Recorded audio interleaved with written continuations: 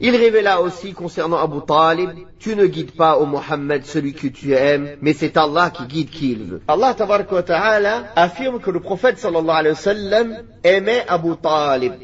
Certains vont dire, comment le prophète sallallahu alayhi wa sallam pouvait aimer Abu Talib alors que c'est un polythéiste? Ne fait-il pas partie de la religion, l'alliance et le désaveu?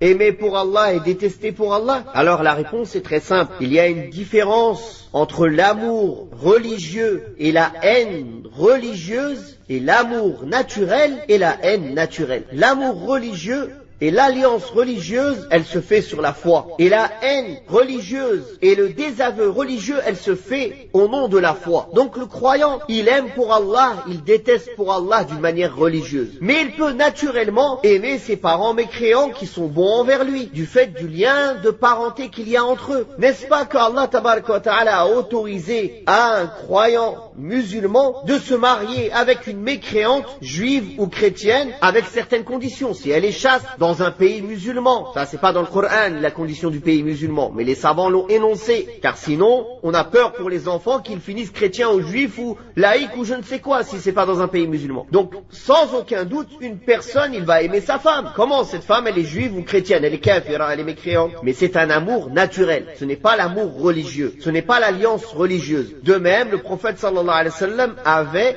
un enclin, un amour naturel envers Abu Talib, car Abu Talib a toujours été bon envers lui. Il l'a protégé, il l'a élevé et il a continué à le protéger malgré qu'il n'était pas sur sa religion. Il l'a aimé. Abu Talib aimait le prophète sallallahu alayhi wa sallam, mais c'était pas un amour religieux comme nous on l'aime. Nous on l'aime pour le message qu'il a. On l'aime parce qu'Allah l'a choisi. Alors qu'Abu Talib l'aimait parce que c'était son neveu. Pour les liens de parenté. Et non pas pour le message qu'il transportait. Donc cet amour qu'il avait pour le prophète sallallahu alayhi wa sallam ne lui a été d'aucune utilité du fait d'être préservé du châtiment de l'enfer et d'être sauvé pour entrer au paradis.